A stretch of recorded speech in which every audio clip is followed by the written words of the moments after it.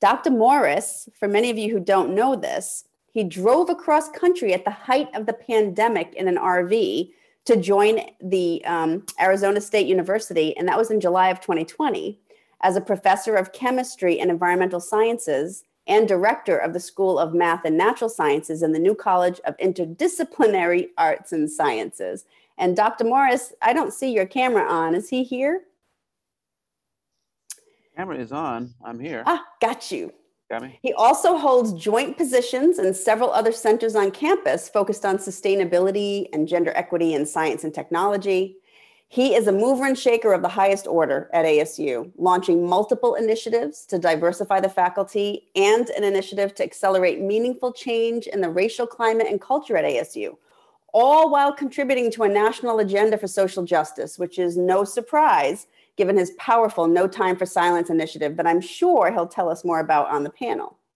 So prior to ASU, Dr. Morris was a professor of chemistry and atmospheric sciences at Howard University, holding several high-level administrative positions, including founder and director of the Atmospheric Sciences Program, which is the first Ph.D. granting program of its kind at any MSI.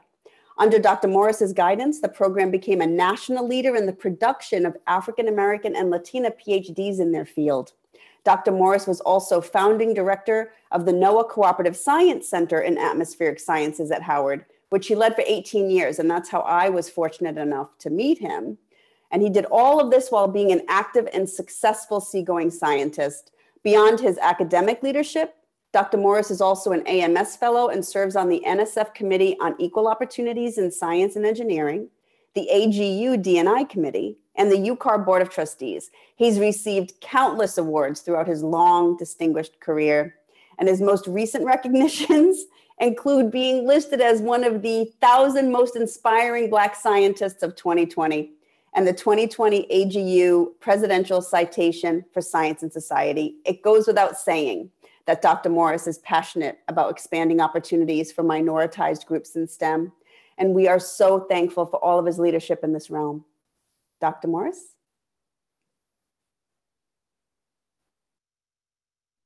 So thanks a lot for inviting me, Catalina. It's an honor to be in the room with a couple of my sheroes and you know, asked to be here by another one.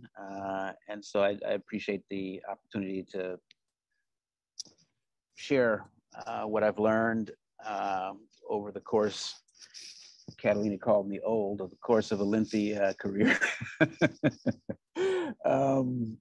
But I had a similar parentage, I guess, activist parents that I came out of who, you know, early on, you think you're making these decisions to do what you do by yourself. And you know, given time, you realize that there were these influences on you, things that you were being told or shown or demonstrated through different actions that really framed how you made decisions. And so it's, I would have said it was accidental, except for looking back at my parents. My father was a drill sergeant. My mother went back to school and got her degrees in education and became a teacher and principal later. But they led strikes and walkouts and you know, organized political action groups against the city and against discrimination in hiring and discrimination in promotion. And these things happened while I was growing up and watching them, but they weren't in the forefront of my mind a lot of the time. And so I think I have to credit my parents with inspiring, you know, embedding that in me, imprinting that will to speak truth to power and speak against discrimination. And also just that I probably associated with programs and activities that sort of kept that fire going. Cornel West calls prophetic fire, prophetic rage. You know, in school, went to Morehouse as an undergrad, and I worked on the voter education project, John Lewis's project, to go out throughout rural Georgia and register voters, which, again, looking back on it, it was exciting. It seemed like it was the thing to do, is that run, Jesse, run era. But I remember sort of beating it out of a lot of those towns in the pickup truck before it got dark because it wasn't safe. And parking on the side of the road, in the darkness with the headlights out. My sponsor drove the truck. He was from Tiff County, Georgia, who knew all the back roads and got us back safely to Georgia on the weekends. And a member of the All African People's Revolutionary Party as an undergrad, protesting apartheid and shutting down musical concerts in downtown Atlanta. Actually meeting quite a few artists. We shut down a Return to Forever concert, I remember, and actually met Chick Corea. He actually came out and told us we were doing the right thing. Willie Ricks, the gentleman who coined the term Black Power, was actually on campus at Morehouse pretty much daily and influenced me a lot. We used to go out to dinner and talk, and I realize now how much of an imprint that became in my scientific career.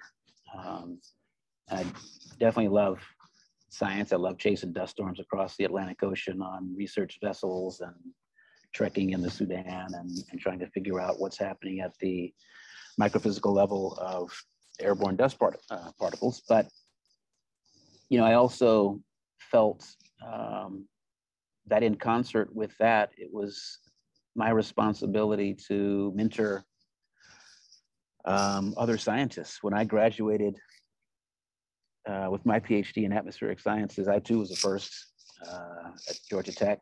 There was one other African-American PhD, Greg Jenkins, graduated from University of Michigan. We actually looked at the NSF statistic and it read 2, and we both committed, interestingly enough, to finding the other person. And we ended up at Howard together and started the atmospheric sciences program there, because by the time we got to our professorships, there was still less than 10 PhD African Americans in atmospheric sciences. And so at that stage, it was sort of a commitment to scientific mentoring. If we can each one teach one, we can change the fields, or so we thought. And over time, you realize that you've got to do more than one-offs. And so it became program development, program building. So the atmospheric science program, the cooperative science center, and the NASA center. And those can create institutional changes within the MSI community, which is vital, given their overproduction of talent. But the resources are going to the R1 institutions. The resources are actually going other places. And as much as you produce scholars and retain them and develop retention models and develop success models, because of hierarchies in the academic system, they're not recognized in the R1s. They're you'd look and talk to partners at Penn State or University of Maryland, they're reinventing the wheel, and you're like, we already know how to do that. We already know how to recruit effectively. We already know how to retain effectively. We already know how to produce successful scholars. Why are you not listening?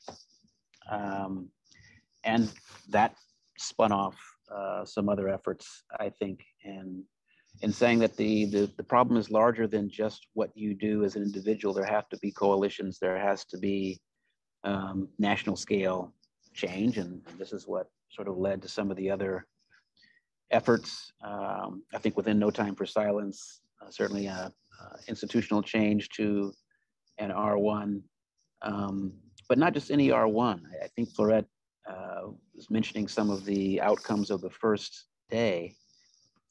Seeking a university whose charter specifically articulated commitments to inclusion, to success, to being defined not by who you exclude, but by who you include, and how successful they are.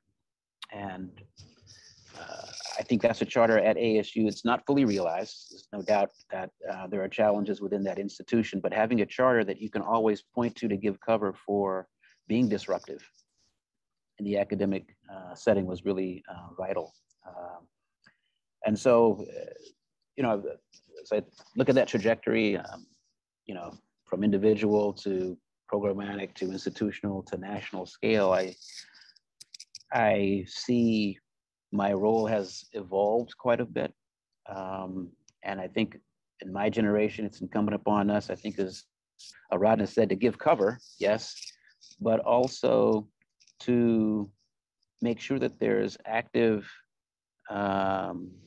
activists, disruptive voice at the highest levels of science policy, at the highest levels of advisement, both within academic structures and within the organizations and institutions that influence academic structures, like the National Academy of Science, like advisory boards to NSF, like advisory boards to National Center for Atmospheric Research.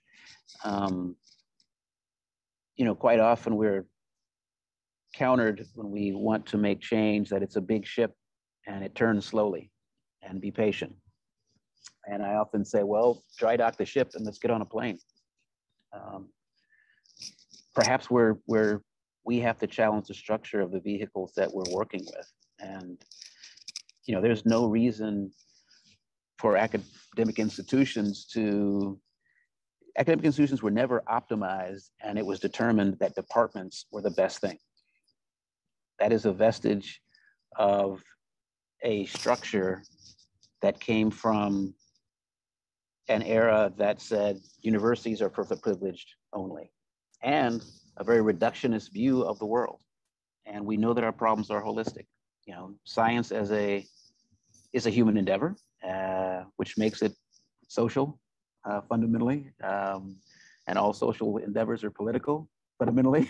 And so why aren't we in these groups of knowledge generating structures that blend disciplines together to work on challenges? It's time that we can do that. That's something that I value at Arizona State University. I think it's a place that needs to be pushed, but can actually